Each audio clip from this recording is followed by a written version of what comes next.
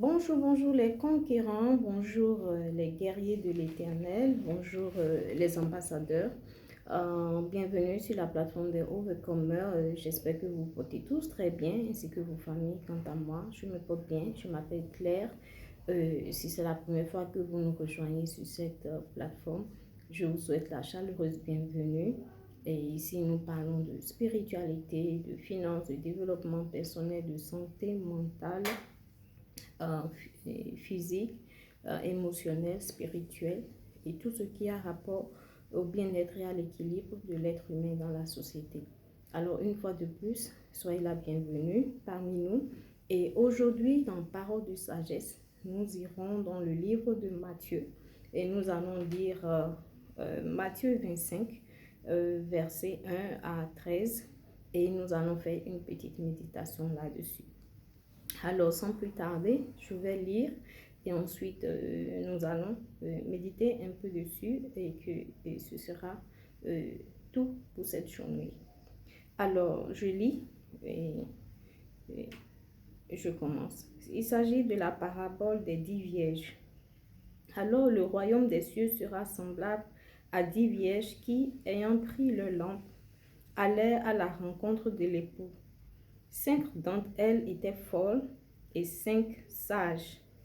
Les folles, en prenant leur lampe, ne prirent point d'huile avec elles, mais les sages prirent avec leur lampe de l'huile dans des vases. Comme le pur tardait, tous s'assoupirent et s'endormirent.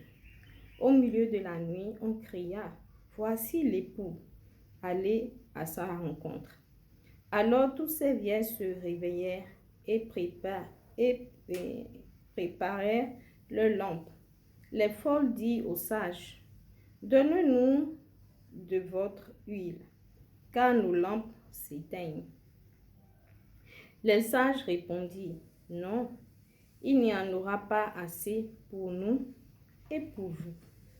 Allez plutôt chez ceux qui en vendent et achetez-en pour vous. » Pendant qu'elles allèrent en acheter, l'époux arriva. Celles qui étaient prêtes entrèrent avec lui dans la salle des noces, et la porte fut fermée. Plus tard, les autres vierges vinrent et dirent, « Seigneur, Seigneur, ouvre-nous. » Mais il répondit, « Je vous le dis en vérité, je ne vous connais pas. Veillez donc, puisque vous ne savez ni le jour ni l'heure. » Alors aujourd'hui, dans Parole de sagesse, je veux tirer notre attention sur le fait d'être prêt à tout moment. Le fait d'être prêt au retour de notre Seigneur à tout moment. C'est bien dit ici. Veillez donc, puisque vous ne savez ni l'heure ni le jour. Donc c'est important de se mettre au pas. C'est important de nettoyer les impuretés de notre cœur. C'est important de nous repentir.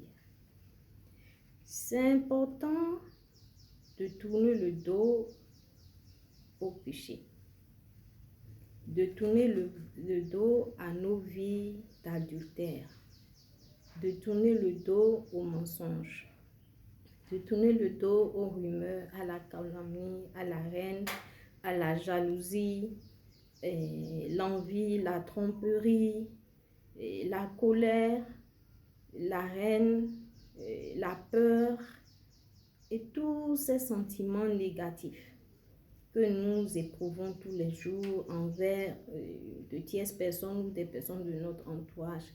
Nous devons nous détacher de ces sentiments et chercher à cultiver les fruits de l'esprit. Les fruits de l'esprit qui sont la joie, la paix, la fidélité, la maîtrise de soi. Je mets un accent très particulier sur ça. La maîtrise de soi, aussi bien pour les hommes que pour les femmes, c'est très important. Si vous avez la maîtrise de soi, vous pouvez résister à la tentation quand vous êtes confronté à cela. Oui, oui, vous pouvez résister à la tentation. Oui, le diable nous tente. Oh, c'est normal. Mais c'est à nous de résister. Ne succombons pas toujours au diable et après, nous sachons pertinemment que nous sommes en train de faire des choses qui ne sont pas bien. Mais cela ne nous empêche pas d'aller le faire et de revenir après pour dire, bon, moi je vais le faire, après je vais demander pardon. Non, c'est de la rébellion. Si vous êtes dans l'ignorance, ça se comprend. Mais le jour que vous savez faire la part des choses entre le bien et le mal, et que vous refusez pertinemment et consciemment de ne pas faire ce qui est droit, et juste et droit, alors vous mettez vous-même la corde au cou. La Bible dit, mon peuple périt faute de connaissance. Donc arrêtons d'être ignorants. C'est comme la loi. Nul n'est censé ignorer la loi. Que vous êtes au courant ou pas, la loi s'applique à vous. C'est comme on décrète une loi et on vous dit, ok, je pense que récemment à Cotonou, on a demandé à tout le monde de mettre des casques, n'est-ce pas? Tout le monde est censé savoir qu'on doit mettre des casques. Donc si vous ne mettez pas des casques et que la police vous arrête, vous allez payer le prix pour ça. Bien sûr, on s'en fout si vous êtes au courant qu'il faut mettre un casque ou pas. Tout le monde est censé connaître la loi. Si tu ne connais pas la loi, ben, tu vas subir les conséquences. Alors, préparons-nous. Ceux qui pensent qu'on a encore le temps. Non, Jésus ne vient pas maintenant. La fin du monde ne vient pas maintenant. On a encore tout le temps pour faire ce qu'on veut faire. Et quand on se rapproche là, on va vite se ressaisir. Il sera trop tard. Il sera trop tard. Vous qui aimez procrastiner là, il sera trop tard. Vous qui aimez attendre les derniers moments pour faire ce qui est droit, vous serez surpris d'être étonné. Oui, oui, oui. Je pèse mes mots. Vous serez surpris d'être étonné. Parce que quand vous vous levez tous les jours là et que vous sortez, c'est un risque que vous prenez. Vous pouvez sortir et ne pas revenir. Oui. Et ça là, en ce moment T là, votre jugement surviendra. Il y a des gens qui quittent la maison le matin, qui disent à tout à l'heure à leur épouse et à leurs enfants et ils ne reviennent plus jamais. Il y a des gens qui se couchent et disent bonne nuit et le lendemain matin, ben, le souffle de vie n'est plus là. Que direz-vous? Nous ne connaissons ni le jour ni l'heure. Soyez prêts à tout moment. Nous ne savons pas quand est-ce que nous serons à destination. Donc, vivrez chaque jour comme si c'est le dernier. Faites la paix avec votre entourage. Ne gardez pas de la rancœur dans vos cœurs. Allez pardonner, faites la paix avec les gens avec qui vous avez des antécédents. Là. Faites la paix. Qui vous demande pardon ou non, accordez-le ça. Parce que ce n'est pas pour eux que vous le faites, c'est pour vous que vous le faites. Quand vous pardonnez, vous vous libérez de la colère. Vous vous libérez de l'amertume, de la peine et de toute cette douleur qui se trouve dans votre cœur. Dieu recherche les cœurs purs, les cœurs libres de mauvais sentiments, les cœurs libres de jalousie, libres d'envie, libres d'adultère, libres d'idolâtrie. Oui, oui, l'idolâtrie, c'est pas seulement ceux qui mettent de l'huile rouge sur des statues là qui font de l'idolâtrie, non. Tout ce que nous mettons en premier dans notre vie, avant Dieu, c'est un idole. Si votre travail, là où vous passez le plus de temps dans votre vie, cette chose-là devient votre idole. Si c'est votre travail, alors, si vous passez plus de temps dans votre travail qu'ailleurs, oui, votre travail devient votre idole. Votre famille devient votre idole. Je ne sais pas, votre business devient votre idole. Vous devez mettre Dieu en premier dans votre vie. Vous devez avoir une relation. Rester dans la prière. Prier, c'est communiquer avec Dieu, tout simplement. Donc, ça ne devait pas être un poids ou bien une corvée pour nous d'être en communication avec le Très-Haut. Il a notre manuel de fabrication. C'est lui qui nous a fabriqués. Donc, il sait comment on fonctionne.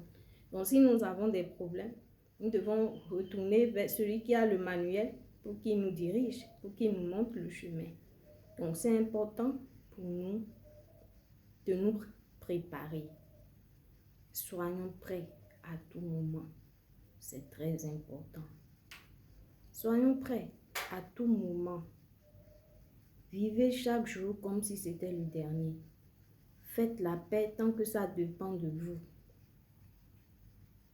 Libérez-vous des émotions, des sentiments négatifs. Purifiez votre cœur. Demandez au Saint-Esprit de venir vous assister, de vous changer de l'intérieur à l'extérieur. Arrêtez l'hypocrisie. Enlevons nos masques. Soyons authentiques. Soyons véridiques. Regardons-nous dans le miroir et posons-nous les bonnes questions. Faites un examen de conscience. Prenez les décisions qui s'imposent et changeons positivement. Changeons positivement. Soyons prêts pour le dernier jour. La mort n'est plus une question d'âge. C'est plus pour les vieilles personnes.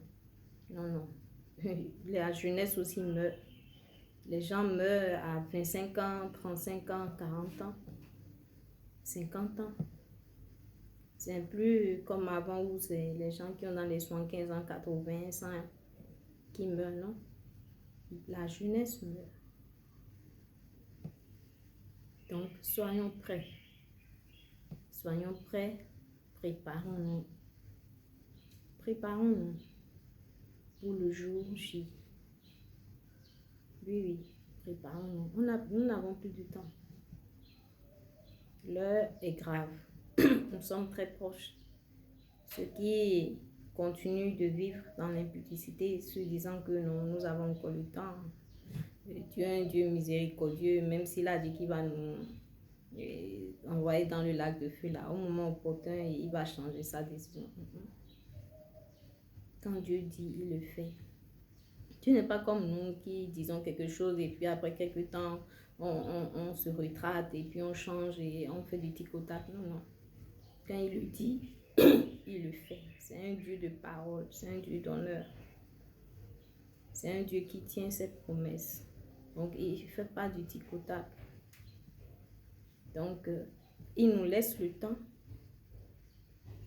pour que les dernières personnes là se répandent et changent.